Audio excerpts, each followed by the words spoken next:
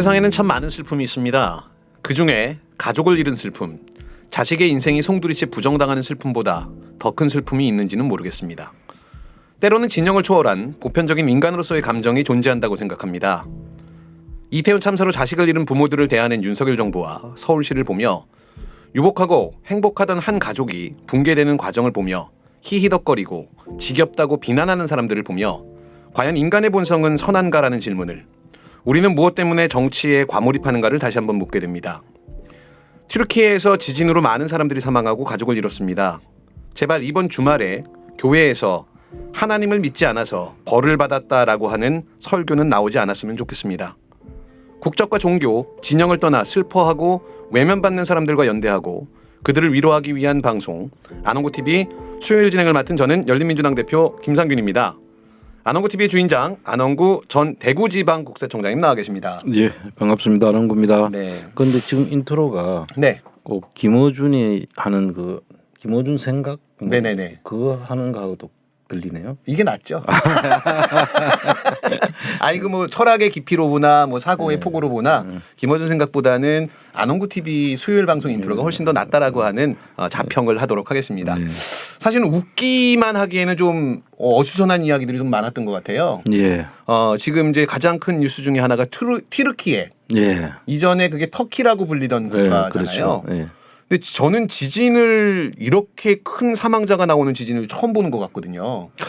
그렇죠. 이제 정확하게 이야기하면은 뭐 그 나라 국경으로 따지면은 튀르키예가 맞고요. 네. 그 실질적인 피해는 그 시리아 쪽이 더 컸더라고요. 예. 그래서 그 위치가 아마 시리아하고 터키가 그 접경지대. 네네. 그 주변에서 이제 아주 강도 높은 그런 지진이 일어났다고 하죠. 네. 그래서 뭐 엄청난 인원이 지금 현재 파악된 게 한 8,000명 정도 사망자가 발생한 걸로 나오는데. 그러니까요. 그 첫날 보니까 4,000명 정도였다가 네네. 지금 배가 지금 더 사망자가 늘어나는 걸로 보면. 근데 이제 저는 아까 인트로에서도 말씀드렸지만 이번 주말에 또 교회에서 저 봐라, 하나님 안 믿으면 저렇게 벌 받는다라는 설교가 나올 것 같아서 제발 그런 설교가 나왔다라는 얘기는 좀 안 들었으면 좋겠습니다. 이번에는.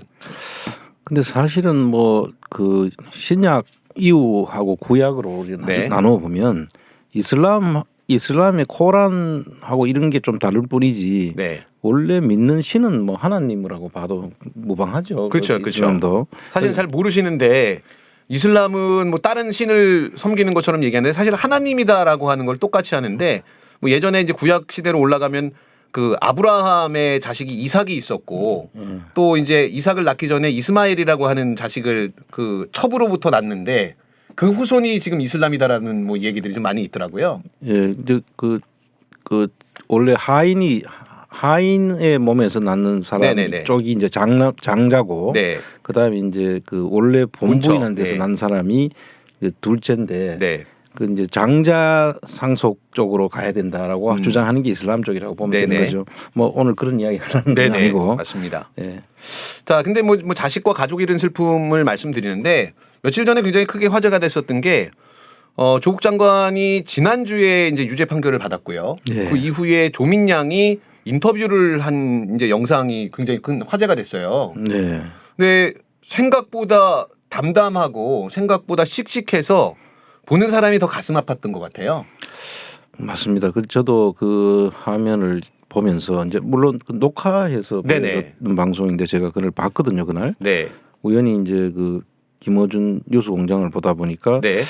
조민양이 나왔는데 저는 사실은 이야기하는 게 상당히 담담하다는 느낌을 받았어요. 네. 보통 저 정도 핍박을 당하고 가족이 저렇게 멸문지하를 당했을 때 과연 저렇게 그 침착하게 그 상황을 이야기할 수 있을까라고 생각을 해보면 네. 대단한 친구다. 그렇죠. 그런 생각이 들었고, 그리고 이제 이 많은 그런 핍박을 준 사람들한테 하나의 오히려 그렇게 담담하게 자기가 그 자기 소회를 이야기하는 거에서 그 사람들이 아마 상당한 살기를 느꼈을 수도 있겠다는 생각까지 들었어요. 그렇죠. 이게 사실 시끄럽게 소리 지르고 분노를 표출하는 것보다 차분하게 본인이 하고 싶은 얘기를 또박또박 하는 게 더 좀 무서울 때가 있잖아요. 그렇죠. 근데 예를 들면 그 방송 중에 했던 내용 중에 현재 생활을 어떻게 하고 있냐라고 했더니 당시에 허위 보도를 했던 언론사들을 상대로 해갖고 손해배상 그 소송을 하고 있는데 솔창게 지금 생활비가 들어오고 있다. 그래서 오늘도 700만 원 배상 판결 받았다라는 기사를 제가 봤거든요. 예. 근데 이제 우리는 생각할 때 이제 그 연약한 여자라는 네. 쪽으로만 이제 생각을 하고 있었는데 조국 장관이 그 딸 참 잘 키웠다. 그런 생각을 했고 뭐 그 아버지에서는 그런 정치적 그런 그 이 태도 네. 이런 게 안 보이는데 조민양한테서는 오히려 저 친구 잘하면 정치를 해도 되겠구나 네네네. 하는 그런 생각까지 들었어요. 조민양 혹시 보고 계시면 제가 열린민주당 대표입니다. 열린민주당에 언제든지 환영한다라는 말씀을 영상으로 남겨두도록 하겠습니다. 근데 이제 그날 방송 중에 제가 이제 주목했던 게 그냥 크게 두 가지가 있다라고 하면 첫 번째로는 표창장으로는 의사가 될 수 없다라고 하는 발언이 있었어요. 예. 근데 그거는 상식적인 거 아닌가요? 그동안에 이제 표창장 때문에 의사가 된 것처럼 몰아갔었는데 표창장 그것도 동양대학교 표창장으로 의사가 될 수 없는 건 현실이잖아요. 그렇죠. 사실 그게 만약에 의사가 될 수 있다면 지금 동양대 표창장 받으러 줄 서야 되잖아요. 그렇죠. 그런데 그런 일은 있을 수 없고 네. 그 조민양이 이제 그거를 이제 빗대어서 이야기한 거죠. 네. 그 과연 표창장 가지고 의사가 됐겠냐라고 네. 상식적인 생각을 지금 이야기한 거죠. 네네. 근데 참 사람들이 참 모질다. 네. 물론 뭐 그 정적을 제거하는 방법은 여러 가지가 있는데 우리가 피하지 말아야 될 중에 자식들을 건들면 안 되거든요. 그렇죠. 자식 건드는 거 하고 엄마 욕하는 거 하고. 그러니까. 어렸을 때 이제 항상 싸움 나는 게 엄마 욕하면 싸움 나거든요. 예, 근데 나랑 뭐 육두문자를 놓고 싸우는 건 괜찮은데 갑자기 엄마 욕하면 이제 거기서 주먹 다짐이 일어나니까. 그런데 이제 지금 그 딸을 지금 저렇게 만들었잖아요. 네. 그러면 그들은 자식이 없을까요?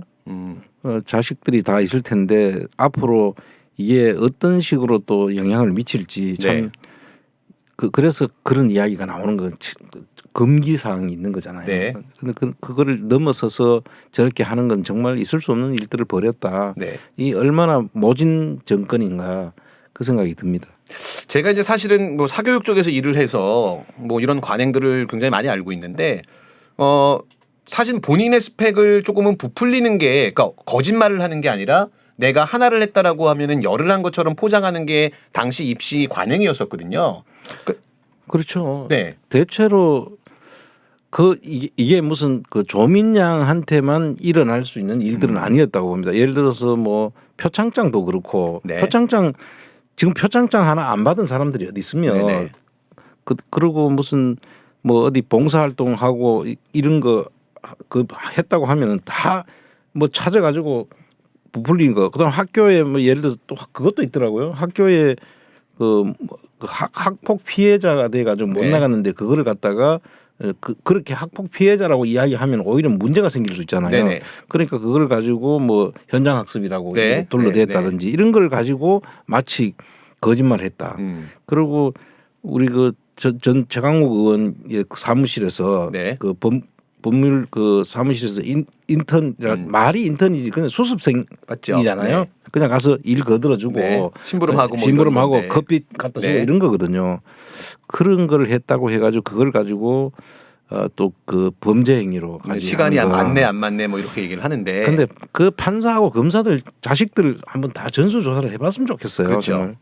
그 이제 입시 그 목록 중에 자기소개서가 있거든요. 예. 본인을 이제 소개하는 그런 내용인데 제가 오늘 오전에 한번 네이버에 검색을 해봤습니다. 자기소개서 대행. 이건 범죄거든요. 예. 근데 지금 화면 보시는 것처럼 버젓이 광고하는 회사들이 있어요. 예. 제가 이제 블러 처리를 좀 했는데 업체들이라서 그러니까 지금 보시는 것처럼 자소서 대행 전문, 자기소개서 대행 이런 업체들이 지금 현재 영업을 하고 있는 상황에서 마치 입시에 누군가의 도움을 받으면은 범죄인 것처럼 형사사건으로 처리한다라고 하는 거는 정말 형평성에도 문제가 있는 것 같거든요. 근데 단순히 그냥 자기소개서를 이제 그 문맥이라든지 이런 거를 봐주는 거는 그건 네. 문제가 없지 않나요? 대행해줘도? 근데 대행이라고 하면 보통은 이제 대신 써주는 것들을 얘기하고 아예 이제 그 그걸 좀 맡겨주는 내용까지 거죠. 그러니까 내용까지 내용을 내가 주면 예. 그거를 이제 양념 쳐가지고 걸리지 않도록 그렇죠. 그쪽에서 이제 작성을 해주는 건데 이걸 문제 삼았더니 한동훈 법무부 장관은 그럼 고발을 해라라고 얘기를 했다고 해요. 그래서 저는 서초구 일대에 있는 그 입시 컨설팅 회사를 다 고발해갖고 예. 압수수색해서 거기에 법조인들이 얼마나 나오는지를 한번 좀 보고 싶다는 생각은 좀 들더라고요. 그 자소서 올려놓은 사람들 전부 다 지우고 난리 나겠네. 그러니까요. 누구도 아마 떳떳하지 못한 것 같은데 아까 이제 뭐 학폭 말씀하셨는데 사실 우리 교육제도가 좀 엉망진창이다라고 하는 게 학교 폭력은 당연히 좀 근절돼야 되는 게 맞는데 학폭이 열리면 요즘에는 학생들과 학부모들이 그 문제를 해결하는 게 아니라 학폭을 열어서 변호사들 잔치가 됐다 그러더라고요. 그래요? 네, 그러니까 학생이 만약에 학교 폭력에 연루돼서 학폭위가 열리면 양쪽 부모들이 변호사를 선임해서 변호사들이 그 학폭위에 가서 다투는 그 각축장이 돼버린 거예요. 그럼 결국 기록이 남지 않는 아이들도 내가 학폭에 가담했다라고 해도 기록이 남지 않는 아이들은 비싼 변호사를 쓴 그런 집안 애들은 기록도 안 남는 상황이 돼버린 거죠. 그러니까 지금 모든 게 학교도 전부 사법부의 판단에 맡겨지는 거고, 네, 그다음 정치도 전부 사법화가 돼 있고, 네, 이게 지금 그러다 보니까 대통령까지 이제 이 법조인 출신이 이 대통령이 되는 이런 지금 상황까지 지금 왔는데 참 이 너무 삭막해지는 거 아닙니까? 그러니까 말입니다. 모든 거를 그 학폭에 그런 변호사까지 동원된다는 건 옛날 같으면 뭐 부모님들이 불려가가지고 선생님한테 이제 우리 좀 자식 빌고, 네. 그냥 비는 정도가 아니에요. 자식 좀 잘 네, 내가 잘 집에서 잘 단속할 테니까 좀 용서해 주세요. 이렇게 되는 건데 네, 지금 그걸 변호사를 써가지고 오히려 잘 방어를 한다는 것은 네, 네. 정말 세태가 많이 바뀌었네요. 정말. 네, 그러게 말입니다. 제가 이제 두 번째로 주목한 건 조민 씨가 인터뷰 중에 주변에서 본인이 뭐 1, 2년 정도 의사 생활을 했는데 그 평가가 어떻냐라고 하니까 주변에서는 본인이 의사로서의 자질이 충분하다라는 평가를 받는다라고 얘기를 했거든요. 그때 의사들이 또 들고 일어났어요. 의사들이 이제 뭐라고 얘기했냐면 의사 1년 한 해가 자질이 충분하다니 하면서 의사들이 굉장히 씁쓸해한다라는 기사가 떴더라고요. 저것도 한 의사가 있을 거 아니에요. 그렇죠. 저렇게 한 이야기. 네네. 그 의사협회 회장이 그랬나요? 좀 뭐 익명으로 이제 기사에는 나오는 것 아니 같은데. 의사협회 회장으로 제가 어디서 본 것 같은데 네. 의사가 되는 과정에서 불법이 있었는데 자기가 의사 1년 한 해가 자질이 충분하다고 한다고 이야기했다는 거는 네. 그 노못이라고 하는 사람 예. 전 의사협회 회장이라고 요 기사에 나오네요. 근데 이제 나는 그 사람한테 묻고 싶어요. 네. 자기가 의사 될 때 의사고시라는 걸 치거든요. 네. 의사고시 칠 때 대체로 어떻게 치냐면은 족보라는 걸 가지고 네, 그 전년도의 기출 문제들. 그 동안에 쭉 그 사이에 있었던 기출 문제 그 족보를 구해 가지고 그걸 네. 공부해가 치거든요. 네네. 근데 사실 그것도 안 되는 거 아닙니까? 그렇죠. 그런 거 보면 안 되는 거죠. 기출 네. 문제 같은 거 네. 그런 걸 족보로 하고 그 사이에 어떤 부분들이 뭐 나갈지 그런 거 알고 그렇게 그래서 의사고시 떨어진 사람은 별로 없어요, 사실은. 그렇죠. 웬만한 사람들은 다 의사고시가 국가고시인데 그거를 거의 다 그거 구해가지고 보고 하는데 자기들은 그게 부끄럽지 않은가 모르겠어요. 네.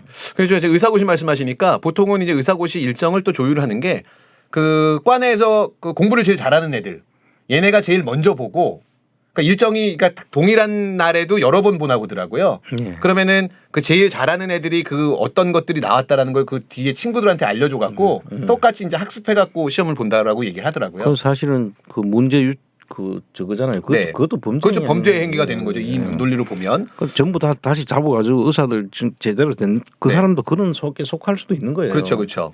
근데 저는 이제 이 기사를 보면서 무슨 생각을 했냐면 아니 1년 한 해가 무슨 자질이 충분하다라고 이게 지금 비판을 했으니까 정치 1년 한 해가 대통령 하는 건 괜찮습니까?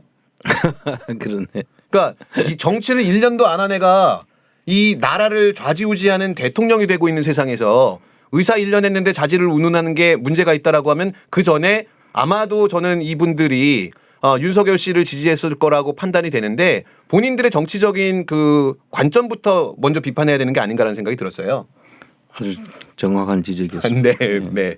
자, 그런데 이제 이 조민 씨가 화제가 되니까 여기 저기서 숟가락 얹느라고 정유라 씨가 뭐 나는 뭘 잘못했다고 그러냐, 니네 아빠가 날 이렇게 만들었는데 하면서 또 튀어나왔어요. 근데 정유라는 지금 등장하는 게 자기한테 도움이 안 될 텐데 왜 그렇게 등장하는지 모르겠어요. 그러니까 우리 다산의 상징 그 정유라 씨는 아이들만 좀 잘 키우셨으면 좋겠습니다. 네, 그 정도로 조민 씨 얘기는 뭐 약하도록 하겠습니다. 근데 이제 당연히 이제 교육 관련된 얘기를 하다 보니까 자연스럽게 이어지는데, 제가 어제 기사를 하나 보고 어제 아마 그 화요일 방송에서 다루신 걸로 알고 있는데, 교육 개혁은 누가 해야 되는지는 전 잘, 교육 전문가가 교육 개혁을 해야 되는 거 아닌가요? 아니 근데 검사를 교육부의 법무 담당 뭐 보좌관으로 지금 채용했다는 거 아닙니까? 네네. 교육부 장관에. 네. 근데 이 검사들이 각 부처에 그 진출하는 경우는 가끔 있긴 있어요. 네. 그 각 부처에 그때 이제 제가 청와대에 근무할 때인데 네. 이 사람들이 청와대도 이제 물론 파견이 나옵니다. 나오고 청와대는 뭐 각 부처에서 많은 그 공무원들이 파견을 받아서 이제 운영을 하기 때문에 그렇게 나오는 건 어느 정도 이해가 되는데, 그래도 그것도 검사를 그만두고 이제 오도록 나중에 법이 바뀌어 가지고 네. 검사 현직에 있던 검사가 바로 못 오고 나중에 그 옷 벗고 나왔다가 다시 복직하는 형식으로 이제 그렇게 가고 했거든요. 그런데 지금 그러고 뭐 금감원이라든지 FIU라든지 또 공정거래나 이런데 예금보험공사 뭐 이런데 제가 알기로 그런 쪽에는 검사들이 사실 그런 검사가 갈 일이 아니에요 사실은. 네. 그런데 검사들이 나갔다는 것은 우리가 이 모든 부처에 검찰공화국이 된다 그런 이야기를 우리가 그때 했는데 네. 교육부까지 진출했다는 그러니까요. 게 저는 이 교육부에 왜 검사가 가지? 설사 이제 교육부에도 무슨 법을 판단하고 해야 될 부분이 있을 수는 있어요. 네. 그러면은 변호사들 중에 네. 교육과 관련 요즘 변호사도 로스쿨 출신이 많으니까 네. 그 중에는 이제 교육학 전공한 사람들도 있을 교육학 거고. 전공했고 네. 교육에 대해서 그 관심이 있는 그런 사람인데 변호사 자격을 가진 사람들 그런 사람들 그 하면 훨씬 더 그쪽에 정통하고 쓸 수 있는데 갑자기 검사 출신을 그 했다고 하더라고요. 네. 근데 꼭 또 그 강 검사가 네. 나는 교육에 대해서는 잘 모르지만 네. 열심히 배워가면서 왜 공무원이 월급 주고 일을 쓰려고 하는데 그것을 교육부라고 무슨 교육을 시키는 것도 아닌데 네. 왜 그 검사를 그쪽으로 보내는지 정말 이해가 안 돼요. 그렇죠. 예전에 이제 월드컵 그 중계 당시에 그 이영표 씨가 해설을 하면서 우리나라 선수들이 잘 못하니까 이런 얘기를 했거든요. 월드컵이다라고 하는 무대는 경험을 쌓는 게 아니라 실력을 증명하는 자리다. 그렇죠. 근데 지금 이것도 마찬가지로 개혁을 하든 뭘 하든 간에 법 전문가가 필요하면 교육도 잘하고 법을 잘하는 사람을 선발해서 개혁을 해야 되는 게 맞는 거지. 현직 검사가 교육도 모르고 있는데 그럼 제가 가서 잘 열심히 배워보겠습니다라고 하고 그 교육부로 발령을 받는다라고 하는 건 정말 말도 안 되는 얘기 같거든요. 근데 이제 그 지점에서 이제 윤석열 씨가 그런 이야기를 했죠. 자기는 뭐 경제도 모르고 네. 근데 검사 출신인데 어떻게 하냐고 하길래 내가 경제 수사를 많이 해봤다고. 네. 그 잘한 수사가 그 조국 사모펀드 수사를 해갖고 사모펀드 이거 나쁜 놈이다라고 얘기했던 거 아닙니까? 그러니까 완전 저도 처음에는 그 사모펀드라고 그 일반적인 우리가 사모펀드라고 하면은 네. 그렇게 할 수도 있거든요. 네. 근데 나중에 보니까 완전히 그냥 거기를 그냥 덮어 씌워 가지고 네. 사모펀드는 모든 나쁜 짓이야라고 미리 이미 그 프레임을 짜기 위해서 그렇게 만들었다는 것인데 네. 제가 볼 때는 그 사람들 사고가 똑같은 것 같아요. 이게 검사가 이 세상을 이 지구가 한국은 검사를 중심으로 돌아간다. 네. 이런 이야기나 똑같은 것 같아요. 네. 그 지난 이제 주말에 그 시청 앞 집회를 갔었는데요. 그 전에 있었던 집회에서 이제 이재명 더불어민주당 대표가 유신 사무관 대신에 검사가 요직을 차지하면서 영장으로 국민들을 위협하고 있다라고 하는 그 연설 한 부분을 말씀을 했어요. 근데 공교롭게 지금 돌아가고 있는 게 정말 딱 그 모양인 것 같아요. 그렇습니다. 이 유신 사무관이라고 하면서 여러분들 잘 모르실 텐데 네. 이게 그 신군부가 정권을 잡고 난 다음에 네. 이제 군부에 있던 대위에서 소령으로 넘어가는 사람들 네. 또는 소령으로 계급장을 달고 있는 사람들을 그러니까 대위 소령 진급 예정자 네. 그 사람들을 소령급을 이제 행정부로 이제 오면서 네. 사무관이라는 직책을 주는 거예요. 네. 이제 그러면 몇 급 정도가 되는 건가요? 행정고시가 되면은 이제 5급 정도? 5급을 주는데 네. 거기가 이제 사무관이거든요. 네. 그 사무관 위에 서기관이 있고 네. 4급이고 네. 5급이 행정고시 되면 사무관인데 소령으로 넘어가는 그 계급을 사무관이라는 직책으로 이제 군인을 공무원으로 특채를 한 거예요. 아, 갑자기 그냥 소령급에 있는 군인들을 네. 5급 사무관으로 다 특채해 갖고 요직에다가 뿌려버렸다는 거죠. 그렇죠. 그래서 이제 제가 이제 국세청에 이제 그 저는 이제 미리 이제 가 있었고 83년도 제가 공무원이 됐으니까. 근데 그 당시에 유신사무 그때 전두환 시절이잖아요. 네. 그때 막 유신사무관들이 잔뜩 넘어왔어요. 넘어와 가지고 이 사람들이 각 이제 세무서에 이제 가장으로 이제 사무관이 가장으로 네. 앉으니까 와가지고 군인들이 뭐 세무를 뭘 알겠어요. 그러니까요. 그럼 무슨 일을 합니까 거기서? 아 그러니까 가장으로 그 직원들을 관리하는 일을 하는 거예요. 네. 가장으로 사실 내용도 모르지만. 네. 그래서 저 다들 말이 있었죠. 그래 유신 사무관이라는. 네. 그럼 유신이라고 하는 그 박정희 시대 때 유신 정부. 그렇죠. 유신헌법이 있어요. 예. 메이지 유신처럼 네. 이렇게 이제 그 이름을 따서 유신이라고 했는데 그 이름을 따서 유신 사무관. 근데 이 사람들이 뭘 하느냐 내가 봤어요. 네. 보니까 그 당시에 이제 국세청장도 군 출신이 이제 왔단 말이에요. 국세청장도 군인이에요. 군인이었어 그 당시에. 네. 그러니까 군인들이 모든 행정부를 장악하는 거지. 네. 지금 이제 왜 이야기를 하냐면 검찰이 지금 하는 똑같은 꼴을 똑같은 보면 거잖아요. 똑같은 거예요. 그런데 이 사람들이 와가지고 그냥 일만 하는 건 줄 아는데 그게 아니라 네. 다른 그 우리 당시의 일반 공무원들의 네. 행태를 다 체크를 해가지고 네. 이거를 꼭 게시타표들처럼 보고를 하는 거예요. 그 위에다가 보고를 한다는 걸 나중에 알게 됐어요.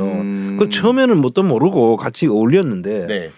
그 소리를 듣고 나니까 겁이 나는 거야. 이 사람들이 우리의 그 행동이나 이런 것들을 다 감시를 하는구나. 네. 이런 생각이 들면서 상당히 제가 이거 진짜 그런데 그때는 뭐 군사 정부니까 네. 이 공무원들이 그 대놓고 이야기를 못한 거예요. 지금 검사들이 각 부처에 가가지고 지금 자리 잡고 지금 하는 이유가 이게 완전히 검찰 독재, 검찰 정부를 지금 만들고 있는 하나의 그 형태가 똑같은 거야. 네. 그 유신사무관하고 비교해 보면 네. 그 뭐 똑같다고 보시면 되는 거예요. 그렇죠. 그런데 이 친구들은 검사라는 거는 사실은 사법고시를 합격한 검사가 있고 로스쿨 나와서 하는 검사가 있잖아요. 네.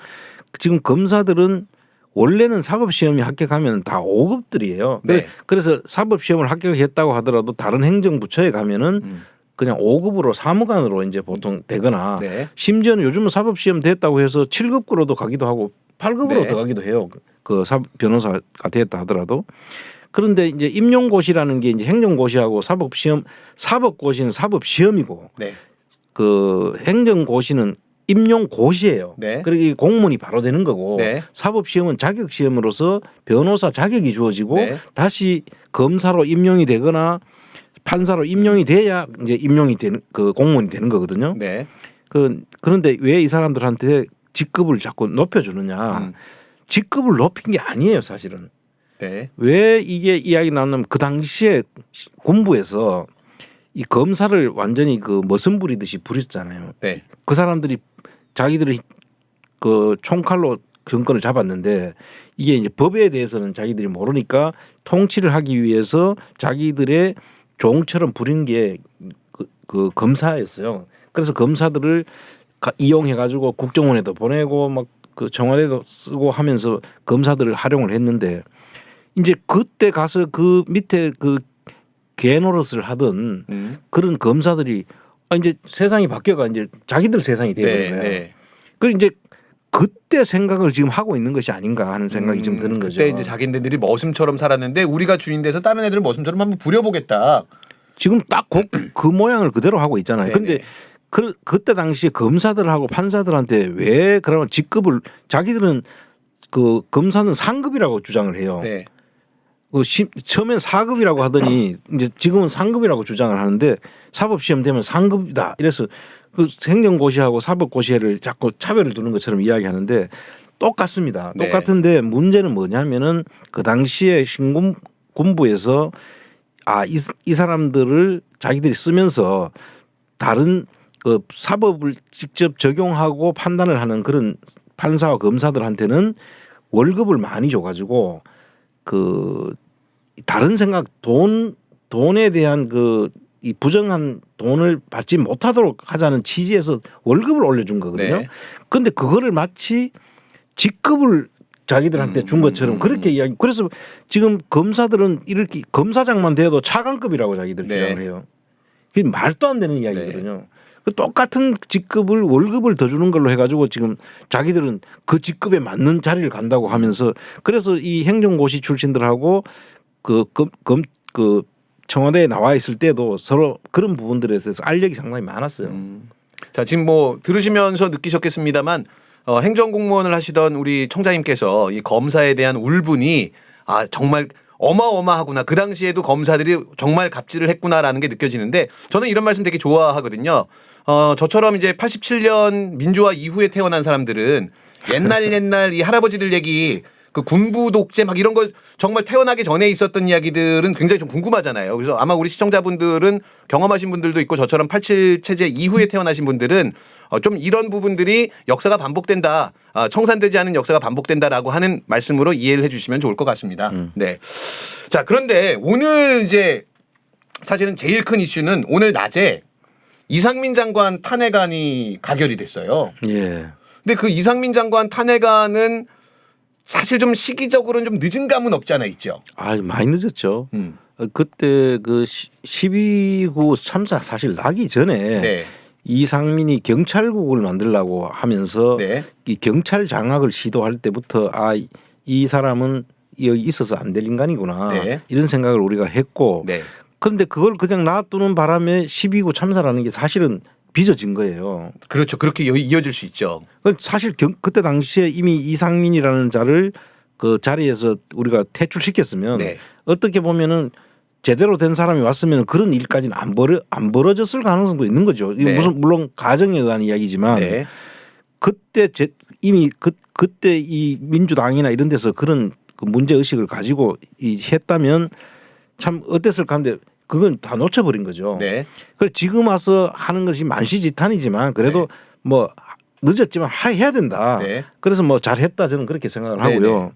이상민이라는 사람은 정말 우리 국민들한테 엄청난 스트레스를 주는 사람이라고 생각해요. 맞습니다. 일단 저는 기본적으로 생긴 게 너무 느끼해요. 우리 PD님들이 지금 오늘 많이 바뀌셔갖고 여자 PD님들이 많이 들어오셨는데 저한테 정말 동의한다라는 제스처를 보여주고 계시거든요. 이게 이 눈이 크고 일단 제가 저주하는 사람들이거든요. 눈 크고 쌍꺼풀 지고 부리부리한 사람들 굉장히 저주하는데 어쨌든 굉장히 좀 느끼한데 그 이태원 참사 이후에 했던 언행들도 사실은 뭐 불법은 아닙니다만 굉장히 좀 국민정서법에 어긋나는 얘기들을 많이 했잖아요. 그냥 정서법으로 어긋난 거는 뭐 말할 것도 없고요. 그건 네. 뭐 그 입만 띄면 다 우리 국민들을 자극을 했죠. 네. 뭐 그래서 어차피 경찰 병력을 더 많이 보내봤자 뭐 막을 수 있는 사태가 아니었다라는 둥. 그리고 뭐 자기 그 기사가 올 때까지 뭐 기다리면서 뭘 했는지 모르겠어요. 그렇죠. 그런 사고가 났다는 그 엄청난 사고를 접하면 자기 그 담당 장관이잖아요. 네. 담당 장관이면 뭐 집에 있는 차를 지가 끌고라도 가든가 네. 아니면은 그 택시라도 타고 가야죠. 네. 가서 빨리 그 상황을 어떻게 수습할지를 봐야 되고 그 이전에 전체 다른 장관이라고 하면 지가 가서 뭐 그 인공호흡을 하겠어요, 뭘 하겠어요. 네. 그러나 전체 그 빨리 움직일 수 있도록 그 행정망을 동원해서 모두가 빨리 그쪽에 집결될 수 있도록 그런 조치를 해야 되는데 뭐 택시 운전 기사가 자기가 안 와가지고 네. 1시간도 늦게 맞습니다. 갔다 예. 이런 이야기는 국민들이 울분이 그냥 옆에 있으면 주먹이라도 날리고 싶은 거 아니겠어요? 그렇죠. 그런 일들이 한두 개가 아니었다고. 네. 그리고 그 뒤에도 가서 뭐 폼 나게 내가 그만두면 좋겠지만 그럴 수 없다. 이런 이따위 소리는 하고 네. 그게 거기서 폼 나게 그만두려야 될 자리인가요? 그게? 하여튼 정말 저는 저 사람 이야기는 얼굴을 보기가 싫은 거야. 네. 저는 저 사람 얼굴을 안 보는 게 제 신상이 좋을 것 같아서 정신 건강에 좋을 것 같아요. 그죠. 눈이 부리부리하고 느끼하게 생겼죠. 그런 측면 아니고 보는 순간부터. 네. 근데 상당히 누구하고 좀 닮았어요. 김학의하고 굉장히 똑같이 생겼습니다. 김학의 그 우리 하기스 김학의인지 이상민인지 사진을 같이 띄워놓으면 굉장히 흡사하게 생겼거든요. 아마 우리 이상민 장관도 음주 가무를 또 좋아하시는 분이 아닌가라는 생각이 드는데 아마 지금 말씀하신 것처럼 당시에 왜 자가 운전을 못했냐라고 하는 게 음주랑 연결되지 않을까 저는 개인적으로 그렇게 생각하는데요. 오늘 이제 탄핵 그 가결한 상황에서 제가 조금 했던 부분은 전체 표결에 참여한 의원이 293명이에요. 예. 근데 그 중에 찬성이 179명. 예. 그럼 이제 민주당에서 참석 안 한 분이 몇 명인지 모르겠는데 민주당 169명, 정의당 6명, 그리고 기본소득당 1명. 예. 그다음에 무소속 의원이 국회의장까지 해서 7명인데 반대 109명, 무효가 5명이에요. 그래서 저는 이 무효표가 누구인지가 굉장히 좀 궁금하거든요. 국민의힘 내부에서 혹시 이탈한 표들이 있지 않을까라는 생각이 들더라고요. 국민의힘에서 무효표를 했다. 네. 그럴 수 있죠. 근데 이제 민주당의 경우에는 그 당론으로 발의를 한 거잖아요. 네. 그렇기 때문에 아마 당론을 발의를 안 하면 민주당에 있을 이유가 없는 사람들이 돼서 아마 네네. 민주당에서는 이탈표가 없었을 걸로 보여지고요. 그렇죠. 그러면 무소속이 일단 그 지금 한 10명 되나요? 무소속이 지금 현재 국회의장까지 7명입니다. 7명입니까? 네. 그럼 국회의장은 표결에 참여 안 했다라고 치면 6명인데 6명. 그렇게 되면은 뭐 국힘당에서도 좀 동조했을 가능성이 있고 무효표가 무효표가 5개인데 제가 이제 그 무효표에 그 관심을 갖고 있는 이유는 뭐냐면 제가 지금 처음에도 말씀드린 것처럼 참석을 안 한 사람이 민주당에 몇 명인지 지금 제가 확인이 안 돼 갖고 만약에 민주당에 참석한 사람을 제외하고 무효표가 5명이 나왔다라고 하면 정의당에서 무효표로 돌린 표가 있던가 아니면 국민의힘에서 무효표로 넘어온 사람이 있든가 뭐 둘 중에 하나일 그렇겠죠. 수 있을 것 같아서 과연 이 사람들이 누구일까? 국민의힘에서 이탈하는 사람인지 아니면 민주진보진영에서 이탈한 정의당 표인지 요것들을 좀 취재가 가능하면 좀 살펴볼 필요가 있겠다라는 생각이 좀 들더라고요. 예. 자, 그럼 이제 탄핵안이 오늘 가결됐으면 이제 이상민 장관은 직무가 정지되는 거죠. 직무가 정지가 되죠. 네. 그 이제 헌법재판소로 이제 가서 네. 그 헌법재판소에서 이제 판단을 하게 되는데 네. 판단이 나올 때까지는 일단 직무 배제가 돼요. 네. 그러니까 일단은 이제 뭐 업무를 볼 수가 없는 상태가 되는 네. 거죠. 법률상으로는 이제 탄핵 소추가 되면 180일 안에 헌법재판소에서는 그 판결을 내야 된다라고 얘기를 하고 있거든요. 예. 그럼 한 6개월 정도가 맥스 이제 공석처럼 이제 진행이 되고 있는데 그렇습니다. 제가 이제 아까 검사 이야기를 하다가 주제를 우리 PD님들한테 죄송하지만 순서를 막 바꿔갖고 PD님들 저쪽 뒤쪽에서 막 난리가 났는데 왜 이 말씀을 드리냐면 그럼 이제 차관의 중요도가 높아지는 상황이 되는 거잖아요. 장관이 직무정지 없으면 상태니까. 그렇죠. 차관이 이제 일을 그 대행을 하게 되죠. 네. 그러면 차관 인사를 청와대 쪽에서 단행할 수 있지 않을까요? 근데 뭐 그렇게까지 해야 될 이유가 있나요? 잘은 모르겠는데 검사의 자리 하나를 또 만들어 주려고. 그거는 뭐 모르겠습니다만 그렇게 해가 검사가 간다고 해서 뭐 이상민 역할을 할 수 있을까요? 그럼 뭐 이상민 역할을 대행할 수 있는 사람으로 누가 갖다 놓는다면은 네. 지금 제가 파악하고 있는 바로는 그 이상민은 검사 출신이 아닌 상태에서 와 있잖아요. 네. 원래 판사 출신이잖아요. 네. 그러니까 그 사법부 그러니까 법원 쪽의 그 커넥션을 이용하기 위한 것이다라는 그런 소문이 있거든요. 네네. 그런 측면에서 봐야 되지. 이상민을 뭐 검사 출신을 앉혀가지고 뭐 그 일사불란하게 한다. 뭐 경찰을 장악하기 위해서 네. 검사를 갖다 놓고 한다는 것은 이미 검사 그 국수본이라고 하는 그 미국의 FBI처럼 네. 그 만들려고 하는 우리 국가수사본부가 있잖아요. 네. 거기에는 검사 출신을 지금 앉히겠다고 하는 게 있지만 네. 차관까지 검사가 와가지고 장악한다 하면 이거는 아까 유신 사무관 네네. 뭐 그런 거 얘는 군인들도 다 갖다 앉혔으니까요. 그 네. 당시에는 군인들이 가는 자리가 뭐 건교부도 갔고요. 그다음에 뭐 행안부도 갔고 국세청까지 왔으니까. 네네. 그 어떻게 보면 전문 분야인데 네. 그런 쪽에도 다 그 와서 근무를 한 거 보면 검사 만능주의가 되는 수도 있겠죠. 네네. 500원 내기 하실까요? 저는 검사를 차관으로 임명한다. 그래서 지금 이왕 이렇게 된 거 이참에 경찰국을 완전히 장악하려고 하는 시도를 하지 않을까 그런 생각이 좀 들었거든요. 저는 그 바보가 아니면은 그런 네. 어리석은 짓은 안 할 걸로 생각합니다. 네, 500원 빵입니다. 자, 지금 채팅창에 검사 임명할 거다 1번. 자, 기록으로 남기겠습니다. 검사 임명할 거다 1번. 김 선생 의견에 동의한다 1번. 아니다. 그래도 쟤네도 낯짝이 있는데 우리 청장님 말씀처럼 그렇게까지는 못할 거다 2번. 자, 본인들이 기록으로 남겨주셨으면 좋겠습니다. 자, 그럼 이제 탄핵 소추가 됐으면 저는 또 걱정하는 부분이 이거거든요. 그럼 이제 그 흔히 얘기하면 이제 재판으로 얘기하면 기소가 된 거잖아요. 예. 그럼 검사 역할을 하는 사람이 있어야 되는데 원래는 검사 역할을 하는 사람이 법사위원장이 되는 거죠. 그렇죠. 그럼 지금 현재 김도읍 의원 그렇죠. 텄네. 아니 근데 이제 검사 역할을 일단 국회에서 의결이 된 이상은 국회의원 신분으로서 검사를 해야 되는 거니까. 네. 그럼 뭐 자기가 일을 방기하면은 그 자체가 직무유기나 뭐 이런 것이 될 수도 있는 거죠. 네. 그래서 그 부분은 뭐 그 내용의 그 탄핵하는 사유나 이런 것들을 이제 만들어 가지고 할 때는 네네. 법사위원장이 지가 아무리 그 국민의힘 소속이라 하더라도 네. 그거를 일단 탄핵 발의를 했는데 실패하면은 기소를 했는 쪽에서 책임을 법사위원장도 져야 되는 거예요. 그럼 법사위원장 사퇴해야 되나요? 뭐 사퇴라기보다는 어쨌든 오명을 안는 거죠. 네. 뭐 오명을 안는 게 두려우면 저 집단이 있지 않을 거기 때문에 크게 위협이 될 것 같지는 않은데 지금 제가 이제 그 탄핵 그 가결 이후의 상황들을 보면 김도읍은 시간 끌기를 들어가지 않을까라는 생각이 들어요. 그러니까 어쨌든 그 검사 역할을 하면서 김도읍이 탄핵을 계속 추진해 나가는 주체가 돼야 되는데 김도읍이 시간 끌기를 들어가게 되면 그 헌법재판관의 임기가 만료되는 사람들이 있습니다. 예. 헌법재판소가 9명의 판사들로 구성이 되어 있는데 이 탄핵안을 의결하기 위해서는 판결하기 위해서는 7명이 필요하거든요. 최소 숫자가.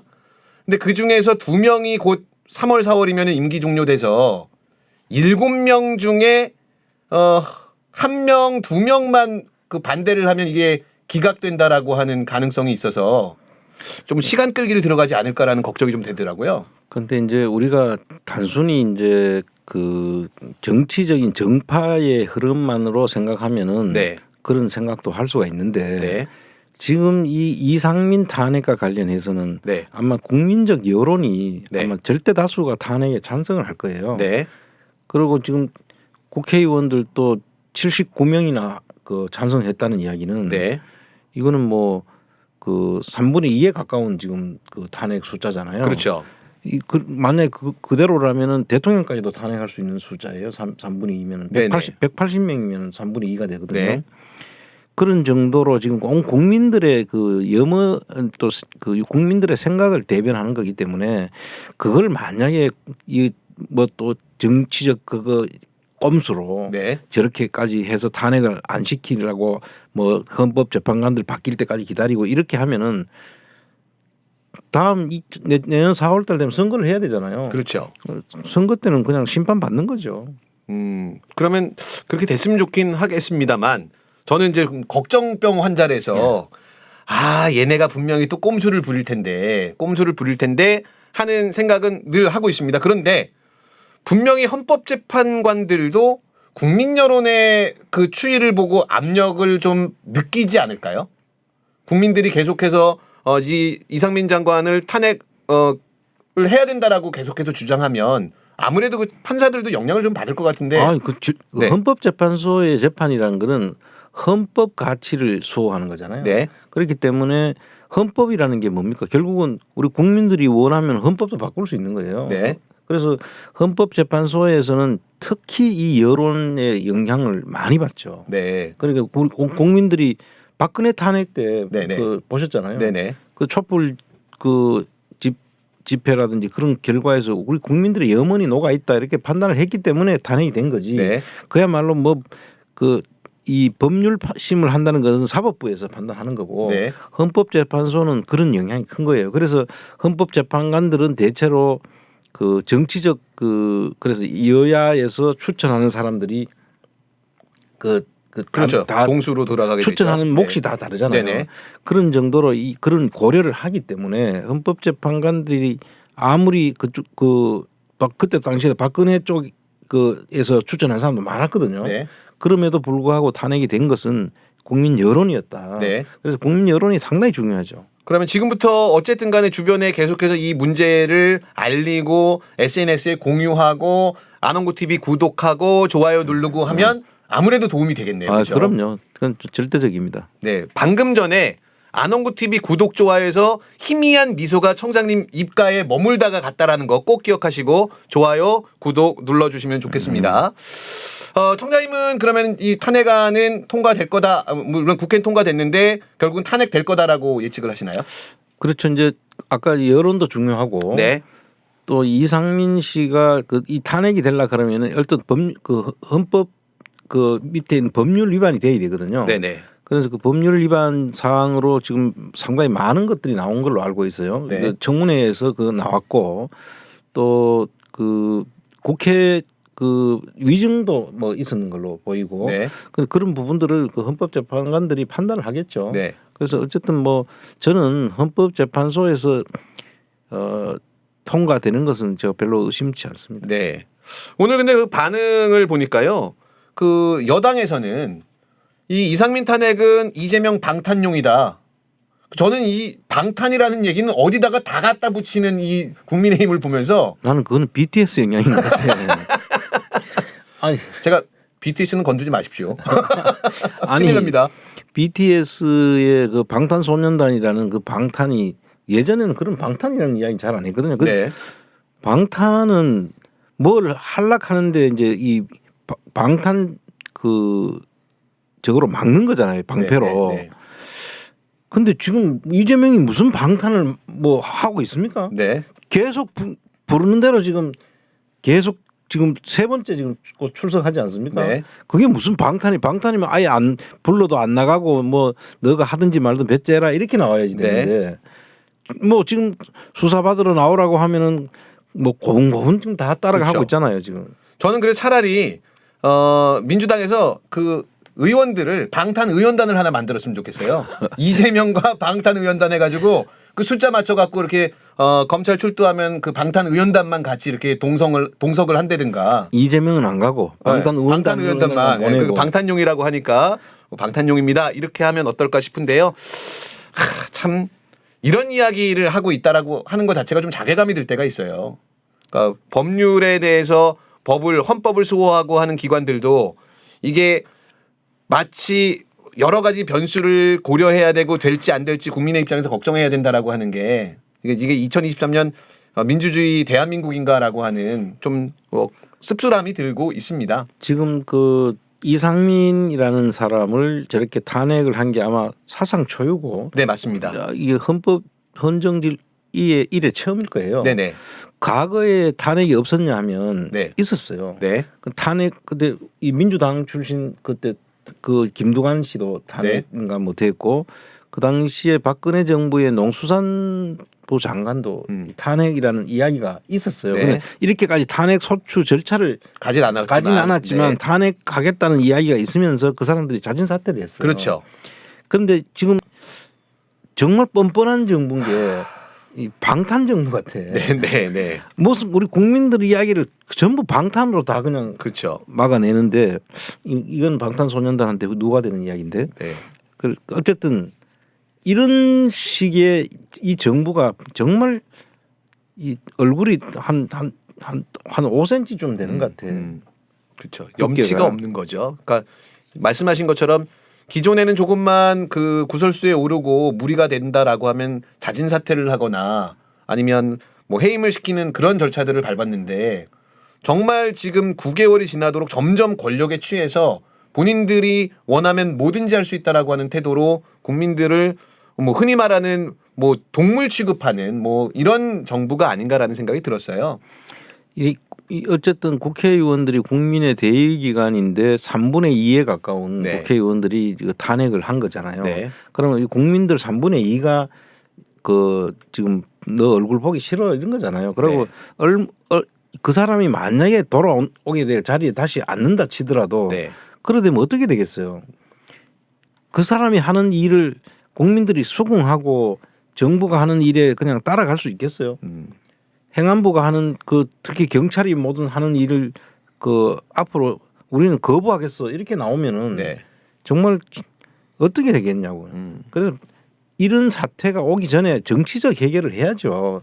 자기가 법률적으로 무슨 뭐 내가 자기가 직접 그 이태원에서 그 사고가 생기도록 원인을 제공을 안 했다 치더라도 대부분이 그랬거든요. 뭐 옛날에 성수대로나 이런 큰 그 성수대교를 그 좀 했을 때도 장관들이 알아서 전부 다 네, 스스로 네, 살펴를 네, 했어요. 네. 그렇게 함으로써 국민들의 마음을 어루만져주는 효과가 있고 자기를 임명해준 사람을 보호하는 역할도 하는 거예요. 네. 근데 이 사람들은 그런 게 없어. 그러니까요. 정말 검사스럽다. 네. 이 정부는. 그러게 말입니다. 청장님은 이제 공직 생활을 오래 하셨으니까 제가 또 갑자기 질문이 생각났는데 혹시 이제 공직 생활하실 때 토요일 날 근무를 해야 되는 상황이 벌어지면 어떠셨나요, 기분이? 우리 때는 토요일 근무를 했었어요. 아, 원래 그럼 일요일 날 근무해야 되는 상황이 생겼을 때. 그때는 뭐 공무원이니까 네. 그 본인이 가는 경우는 뭐 그건 내가 필요해서 가는 경우니까 네. 관계 없는데 이제 동원되는 경우가 네, 있죠. 그렇죠. 네. 동원될 때는 지금 상정하고 이야기하는 네네, 거잖아요. 맞습니다. 동원대가 하면은 상당히 좀 기분이 안 좋죠. 기분이 안 좋죠. 네. 우리 피디님들도 주말에 만약에 나와서 근무하라 그러면 싫으시죠? XXX 하고 있습니다. 검사들도 마찬가지인가 봐요. 그래서 이재명 더불어민주당 대표가 나는 주말에 소환을 해주시오. 얼마든지 부르면 갈 테니 주말에 소환을 좀 해주시오. 그랬더니 3차 소환을 했는데 금요일 날 와라. 이번 주 금요일 날 오라고 지금 또 3차 소환을 했나 보더라고요. 일단 검사들이 토요일 날 근무하기 싫어하는 걸로 지난 2차 소환은 토요일 날 불렀었는데 밤 늦게까지 초과 근무를 해야 되니까 초과 근무 수당을 받아서 좋기는 한데 너무 힘드니까 금요일 날 아침 일찍 오시오 하고 부른 모양이더라고요. 지금 이제 우리가 이재명 대표 민주당 대표에 대해서 지금 그 하는 이야기를 우리 국민들도 이제는 알 거예요. 네. 지금 아마 이재명 대표에 대해서 그 수사가 시작된 거는 전에 그 성남시장 시절부터 네. 선거법 위반부터 시작해가지고 그렇죠, 그렇죠. 거슬러 올라가면은 아마 이재명 씨의 그 삶의 전반에 걸쳐가지고 아마 지금 다 뒤지는 것 같아요. 점도 뒤졌잖아요. 예, 그러니까 뭐 무슨 없는 것 없이 좀 저렇게 하는데 제가 볼 때는 이재명 씨가 다음에 대통령이 되도록 하는데 이 사람들이 엄청난 공을 세우고 있다 저는 그렇게 생각해요. 네. 이재명 씨가 저렇게까지 뒤졌는데 네. 지금 뭐 하나도 제대로 된 게 없고 그렇죠. 그게 증거 지금- 제시할 수 있는 게 증언, 뭐 진술 말고는 없으니까요. 그런 게 있었으면 저렇게까지 이것도 하고 저것도 하고 안 하죠. 그렇죠. 만약에 무슨 문제가 하나만 돼가지고 저 사람을 다음 선거에 못 나오게 하는 게 목적이니까 네. 하나만 나와서도 아마 저 사람은 그냥 그 다음 선거에 나올 수 없도록 구속치고 다 했을 거예요. 네. 아무것도 안 나오니까 지금 하다 이제 뭐 있는 거 없는 걸 다 지금 찾아가는 거 아닙니까? 네. 그게 지금 벌써 몇 년째단 말이에요. 그렇죠. 박근혜 정권 때부터 계속됐던 거니까. 그래서 박근혜 정권 때도 그때 뭐 그 녹취록에도 나오잖아요. 네. 그때 그 박근혜 때도 이재명을 제거하라고 시장 시절부터 이미 그렇게 이 시달림을 받은 사람이기 때문에 박근혜입니다. 이재명 좀 제거해 주세요. 정말 미치겠습니다. 이렇게 녹취록이 나오죠. 그때 이제 아마 그게 지금 백현동의 그 네. 식약청 그 식품 그 연구원인가요? 네네. 그쪽 이야기 때문에 아마 그런 이야기들이 그때 제거하려고 했는 거 네. 아닌가 싶을 정도로 그 당시에 그런 핍박이 있었거든요. 그런데 우리 그 과정들을 하나씩 전부 다 정리를 한번 해볼 필요가 있다 생각이 드는데 저 정도면은 사람이 정말 깨끗한 사람인 거예요. 그렇죠. 공무원 생활을 하는데 저렇게까지 뒤져가지고 있는 거 없는 거 다 정말 우리 옛날 말로 이 잡듯이 뒤진 거 아닙니까? 네. 그렇게 이잡듯이 뒤졌는데도 안 나오니까 또 새로운 거. 뭐 오늘 또 보니까 또 새로운 거 뭘 또 가지고 이야기하더라고요. 한 5개월 전에 무혐의 처리됐던 무슨 뭐 이름도 회사 또 하나 나왔어요. 뭐 예. 무슨 뭐 그게 무슨 그 뭐죠 우리 그 지역 화폐 네네. 그거 뭐 발행했는 그거를 또 맞습니다. 문제 삼았던데 네. 이제 좀 뭐가 나올지 모르는 거예요. 계속 그렇죠. 있었던 건 뭐 성남시나 경기도지사 할 때 있었던 모든 일을 다 한번 들여다보지 않을까 싶은데 그렇죠. 그래 가지고도 안 나온다고 하면은 우리 국민들한테 다음 선거 때는 저 사람에 대해서 청렴성이라든지 더 이상 뭐 문제가 될 게 없는 문제가 거죠. 될 다음 투표할 때는 아무 걱정 없이 가서 그냥 찍어주면 될 것 같아요. 요번에 3차 소환을 준비하면서 검찰이 또 한 40여 군데 압수수색을 했다 그러더라고요. 그러니까 뭐가 없으니까 지금 계속 이러고 있는 거잖아요. 그렇죠. 근데 제가 이제 아까는 우스갯처럼 말씀을 드렸습니다. 금요일 날 주말에 근무하기 싫어서 저러는 거 아니냐라고 우스개로 말씀드렸는데 이번 주 금요일 날 3차 소환인데 이게 2월 10일입니다. 근데 이 날짜를 좀 되게 주목을 해야 되는 게 2월 10일 날 도이치모터스 주가 조작 1심 선고 공판이 있는 날이에요. 예. 그러니까 이재명 측에서는 오전에 최고위원 회의를 끝나고 11시 이후에 가겠다라고 하고 있고 검찰에서는 9시에 오라고 지금 계속 얘기를 하고 있는 상황이거든요. 그러면 선고 공판 이전에 이재명 이슈로 포털을 다 도배를 하겠다라는 의도밖에 저는 안 읽히거든요. 그 이제 도이치모터스 2월 10일 공판이 상당히 중요한 네. 공판인데 왜냐하면 그 도이치모터스의 그 도이치모터스 원래 주인 네. 권오수라는 사람하고 네. 그 일당 그 주가 조작을 했다고 하는 기소된 14명 네네. 이 사람들의 그 판결 결과에 따라서 네. 김건희 씨가 그 주가 조작에 연루가 됐다는 부분을 어느 정도 알 수 있는 부분이 나올 수 있다고 보는 거거든요. 네네. 그래서 이 사람들의 그 제가 지금 보고 있는 부분들이 있는데 그런 부분들이 판결에 어떻게 적시되느냐에 따라 가지고 네. 김건희 씨는 다시 수사를 해야 될 상황으로 갈 수 있는 부분이죠. 그렇죠. 그러니까 이 사람들은 지금 다 수사 끝났다 아무 문제 없다라고 하는 과정에서 2월 10일에 그 공판이 앞으로 향후에 미칠 수 있는 중요한 그 사건이 되는데 그걸 이재명 검찰 출석으로 덮겠다는 그런 의도가 지금 읽혀진다고 보는 네네네. 거거든요. 그래서 상당히 중요한 그 분야가 되는 거고 부분이 되는 거고 2월 10일 날 재판은 그래서 뭐 이재명 씨는 오락하니까 가는 것밖에 없고 그렇죠. 그런 표현을 했더라고요. 이번에 오라고 하는 거 전번에 냈던 그 진술서 네. 그거 그대로 다시 또 제출하고 오겠다고. 네. 그냥 오락하니까 그냥 검찰청에 갔다 오는 것밖에 없는 거예요. 네. 그런 상황으로 지금 인데 만약에 앞에서 조사를 받았는데 뭐 한 건이라도 문제가 됐으면은 벌써 구속영장을 쳤을 거예요. 그렇죠. 그 정도로 지금 아무것도 없다는 거기 때문에 이거는 크게 여러분들이 이슈로 생각하면 안 된다. 네. 2월 10일은 반드시 도이치모터스 결심 공판을 주목을 해야 된다는 네. 말씀을 꼭 드리고 싶습니다. 그래서 제가 이제 이재명 대표도 말씀을 하셨는데 그 당부를 드리고 싶은 말씀이 제 개인적인 생각인데요. 당일날 오전에 분명히 또 이재명 대표가 소환 조사 받으러 가는 길에 지지자들이나 동료 의원들이 동석을 하겠다라고 하는 좀 큰 이벤트성의 행사들을 할 그 2차 때도 그랬었잖아요. 근데 요번에 보니까 혼자 다녀오게 도와달라라고 이재명 대표가 먼저 얘기를 했어요. 예. 근데 일부 이제 지지자들이나 일부 의원들은 그냥 뭐 살짝 갔다 오겠다라고 하는데 차라리 그냥 아무것도 없이 조용하게 갔다 오도록 그 분위기를 만드는 게 도리어 더 전략상으로도 도움이 되지 않을까라는 생각이 들거든요. 예, 갔다 왔는지도 모르게. 그러니까요. 글쎄요. 뭐 근데 우리 지지자들이나 이런 사람들의 응원하는 마음까지 사실 막는 거는 쉽지 않습니다. 아무리 네. 뭐 도와달라고 한들 그게 도와준다고 생각 안 하고 네. 가는 게 아니거든요. 네. 가서 응원하는 그런 마음으로 가는 거기 때문에 그것까지 막을 수는 없고 이제 그거 가는 걸 간다고 해서 도이치모터스 주가 조작을 뒤로 이렇게 할 필요는 없는 거죠. 그게 이제 언론의 역할인 거지. 네네. 그 자체는 저는 뭐 가서 응원하는 거는 가서 해도 괜찮다고 보고 다만 언론이 그걸 갖다가 대서특필하도록 그런 뭐 눈에 띄는 그런 행동을 하지 않았으면 좋겠다. 저희가 이제 그 우려하는 부분들은 이런 거였는데요.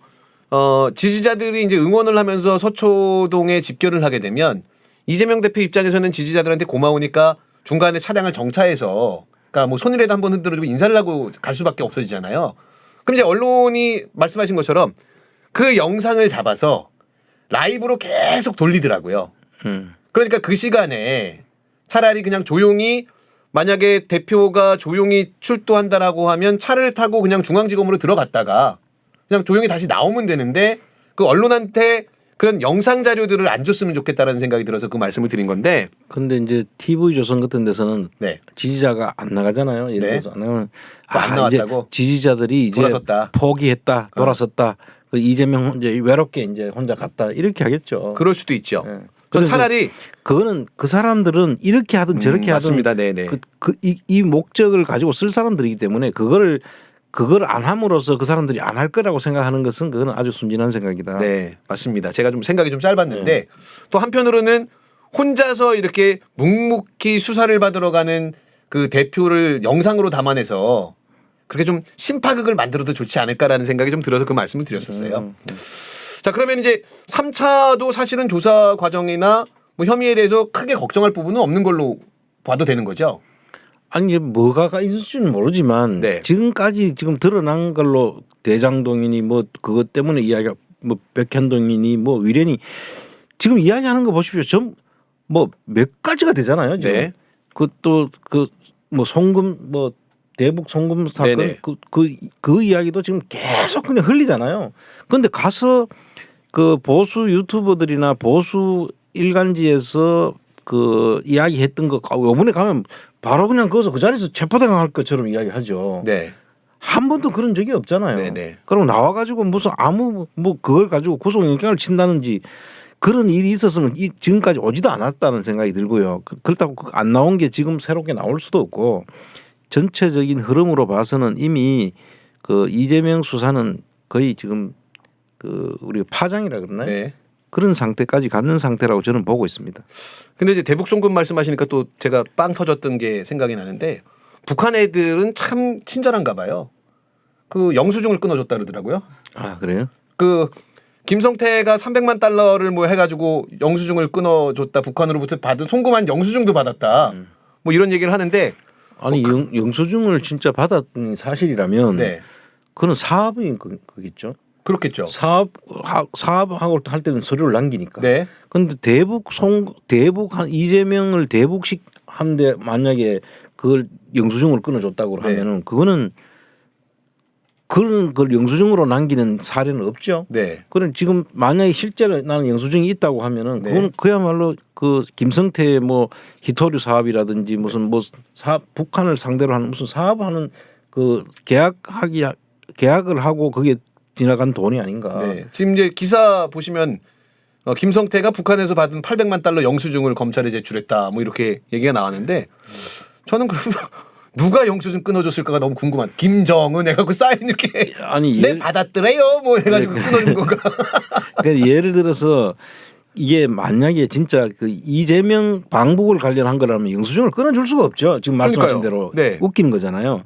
그리고 저기에 만약에 받은 돈이 영수증이 있다. 사실 네. 그렇다면 그거는 떳떳한 그 송금이다라고 하는 걸 증명하는 거죠. 당연히 그렇죠. 네. 그걸 가지고 있어야 우리가 그 앞으로 계약했던 것들을 증명하는 기록이 되니까. 네.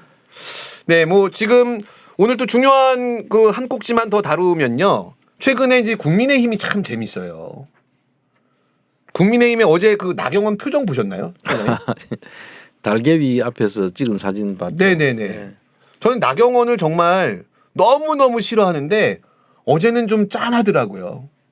그 정말 엄청 져 터진 다음에 그냥 이렇게 미안해 이렇게 했을 때 울다가 그냥 어쩔 수 없이 끌려나가는 그런 표정이더라고요.